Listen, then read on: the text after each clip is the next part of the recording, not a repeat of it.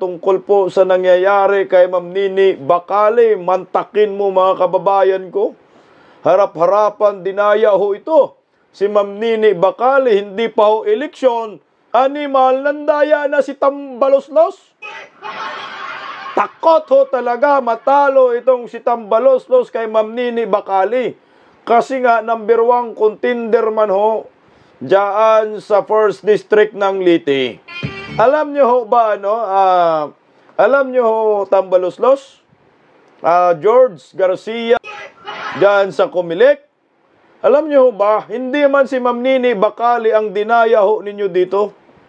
Ang dinaya ho ninyo dito ay mga tao, mga butante, diyan sa 1st District ng Liti ho. Ilang dekada na ba naghari yung mga Romualdez diyan sa 1st District ng Liti? Wala nga kayong street light na maayos eh. Pero yung amo, si Tambaloslos, representative ninyo, wala, namimigay ng 7-7 eh. Tatak crocodile. May nagawa bang proyekto yan si Tambaloslos sa inyo? 3 taon na ho. 3 taon na naghari sa Pilipinas, feeling si Kim Jong-un ng Pinas. Pag-isipan nyo lang. Kasi ako guys, sa akin lang malaking kagaguhan ho itong nangyayari kay Ma'am Nini Bacali. Harap-harapan po siyang dinaya dito at harap-harapan po siyang tinarantado ni Tambaloslos kasabwat po itong Comelec. Dinisqualified nila na walang alam yung tao. At nakakatawa yung rason bakit na disqualified. Pero wag pa kasiguro. Kasi ang mga Pilipino gising at lumalaban si Ma'am Nini Bacali. O ito sino ba? Ito po yung rason ng Comelec ni Tambaloslos at ni Ngagba kung bakit ho wala sa baluta itong si Ma'am Nini Bacali. Pakinggan po natin Nakasabihin na naman fake news. Gagi talaga. Narito po ang balitang iyan. Nasaan ba yun? Pakinggan niyo po. Inanunsyo ni COMELEC Chairman George Garcia na ang kumandidatong makakalaban ni House Speaker Martin Romualdez sa pagkakongresista ng unang distrito ng Tacloban ay hindi rehistradong botante. Ayon kay Garcia, ang pangalang Romilda Bacali ay hindi na isinama sa inimprentang balota dahil sa distrito. Ginawa ni Garcia ang paglilinaw kasunod ng ilang tanong sa social media kung bakit wala ang pangalan ni Bacali sa balota. Ibig sabihin, walang makakalaban si Romualdez sa halalan. Dagdag pa ni Garcia, ibinasura ng Election Registration Board at Korte ang pagpaparehistro ni Bacali at itinuturing na itong final and executory. Tingnan mo hindi daw rehistrado si Ma'am Nini Bacali.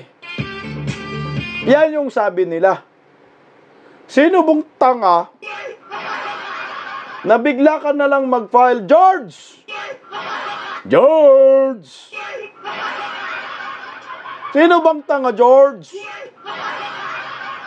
Na mag-file, George, ng kandidatura, George, sa isang lugar, George, na di naman botante, George. Hoy, Oscar! Anyari, George? Ikaw, tanungin ko kayo, ba't ka magpapile ng kandidatura sa isang lugar hindi ka botante? Hindi nga, sagot kayo. Hindi man siguro nasiraan ng bayad pa si Ma'am Nini Bacali. No? Kasama ho ako doon sa pag-file ng kandidatura. Ako po nag-cover nito. At rehistrado po si Ma'am Nini Bacali. Patay kayo dyan. May ebidensya man. Si Ma'am Nini Bacali na rehistrado siya. Paano masabi na hindi rehistrado? Buang? Meron po akong nakitang mga picture pakalat-kalat na ito ang patunay na si Ma'am Nini Bacali nagparehistro po sa Tacloban, Comelec. Tingnan mo. Si Ma'am Nini Bacali po yan. No? Tinanggap ng Comelec yung kanyang registration. O, tingnan mo ha. Tapos sasabihin mo, debutante. Dapat si Tambaloslos ang i-disqualified. Di man yan nakatira sa Liti. Di nga yan marunong magsalita ng waray. Waray upay. No? Sa Forbes Park.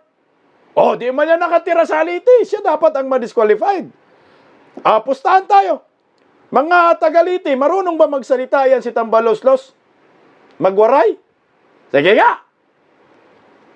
Oh, di marunong yan. Magwaray. Yan dapat ang ma-disqualified. Kaya ang puso niya wala sa inyo. Kasi hindi siya tunay na waray. Ito si Ma'am Nini Bacali, nandyan lahat ng pamilya niya sa Tacloban, sa Liti, may bahay. Paano mo di masa debutante? Buang na talaga. Oh. Diyan na ho nakatira sila. Sa Liti ho mismo pinanggalingan nila. Tapos sasabihin mo yung debutante.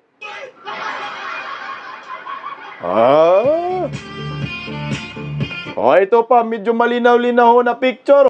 Ayan si Ma'am Nini Bacali. Anong nasasabing hindi tinanggap ng Comelec ang kanyang pagrehistro buang? Nandyan nga maraming witness ho eh. Hindi ko lang pwedeng ipakita yung pinakadokumento kasi di ba pag magrehistro ka, no, ito, makinig kayo, mga buang kayo, ha?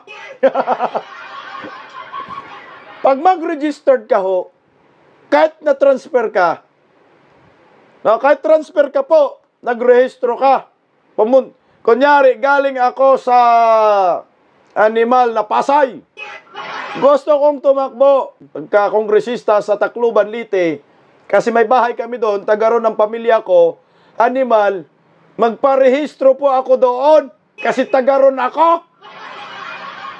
Hindi na po kailangan ng residency. Doon kayo pinanganak. Taga ron ka talaga. Pamilya mo, taga ron. Lahat-lahat. Hanapan mo ng residency. Balik-balik ka ba? Sa Bisaya, ngadtungari. Balik ka sa lugar mo. Balik ka sa Manila kasi may negosyo ka dito. Balik ka na naman dun sa lugar mo. Pabalik-balik, considered tagaron ka. At pag nagrehistro ka, pag tintingnan ka man lang, di ka nga magbutangin na malalaman na hindi ka waray. Pag nagsalita ka lang, hindi waray upay kagid. At pag nagrehistro ka, kahit transfer ka, makakatanggap ka ng tinatawag na resibo. May resibo po yan. Kung hindi ka tanggap sa pagrehistro at imbalido ang pagrehistro mo, hindi ka bibigyan ng resibo. Diba? Di ba bibigyan ng resibo?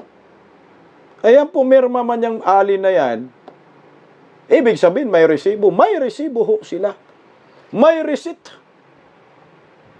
Tama? Sino ba yung nag-register at nag-transfer sa lugar?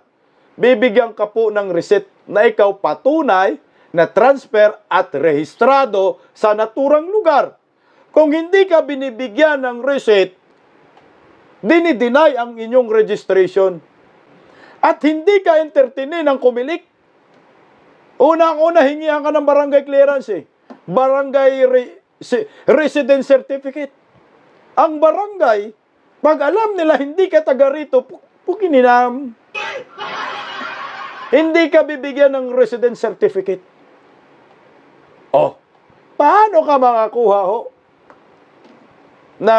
Paano ka makapagrehistro kahit transfer kung wala kang residence certificate? Ang barangay ho, alam nila kung sino yung mga Poncio Pilatong nakatira sa kanila. Pag alam nila taga-riyan ka, bibigyan ka talaga ng residence certificate. Ako sa akin hindi pa ako taga-Liti. Lalong hindi ako waray upay. Ang ipinaglalaban natin dito, itong katarantaduhan na nangyayari kay Ma'am Nini Bacali, napakababaw ho ng kanilang rason na disqualified dahil umano hindi rehistrado. Rehistrado, may resibo. na katunayan rehistrado sa naturang lugar. Kung may disqualification, kung disqualified siya, bakit walang nakarating na disqualification case, George? George Garcia, tanong ko sa inyo, kayong mga hunghang na mga taga-Comelec, nagpadala ba kayo ng disqualification case or nag-notify ba kayo sa kampo ni Ma'am Nini Bacali? Kung nag-notify kayo, kailan kayo nag-notify? Para mapagbigyan mo yung isang Pilipino na botante sa lugar ninyo, na sinabi nyo hindi botante, na maidipinsa ang kanyang sarili para sumagot ho sa inyong mga paratang na walang basihan na hindi botante si Ma'am Nini Bacali. Butante nga eh. Na yan yung picture, oh. Oh, pag-isipan nyo po. Alam nyo ho, ako taga-Liti. Kung ako taga-Liti, ipaglaban ko ang aking kaisa-isang boto na para kay Ma'am Nini Bacali. Karapatan ninyo yan. Lalo na kung kayo mga taga-barangay ni Ma'am Nini Bacali. Sumigaw kayo ng katarungan dahil inalisan po kayo dito ng karapatang mamili ng kung sino ang gusto ninyong mamuno bilang isang representante dyan sa 4th District ng Leyte. May choice ba kayo? Wala kayong choice, animal. Sinong choice ninyo dyan? May choice kayo dyan? Utang ka ng tambalos-los, oh.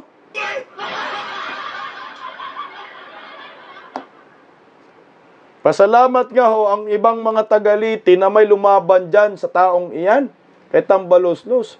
Pero ang ending pala, mikos-mikos lang, gumagawa ng issue na walang basihan, yari talaga kayo dito. Ito yung harap-harapang sinabi ko na pandaraya kay Ma'am Nini Bacali.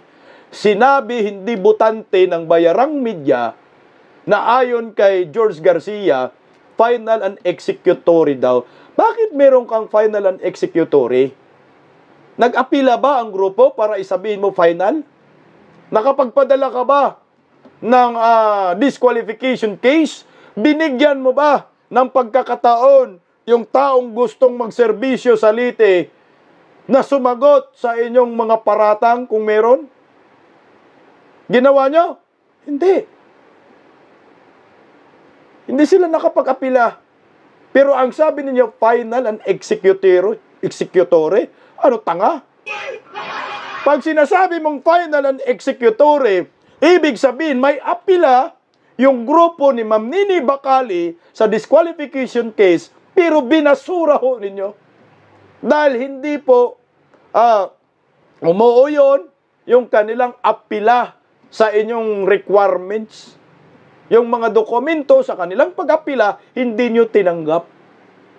Wala ngang apila eh. Wala ngang disqualification case na ibinato ninyo kay Ma'am Nini Bacali. Kayong mga taga-Leyte, 1st District ng Leyte, payag kayo, wala kayong choices. No choice kayo dyan eh. Sinong papililian nyo dyan? Putangin na. Pangalan lang ni Tambalos-los nandyan. Oh. Simpleng logic. Kasi ang reason nila, hindi daw botante. Bakit ako tatakbo sa isang lugar na hindi ako botante? Simple lang.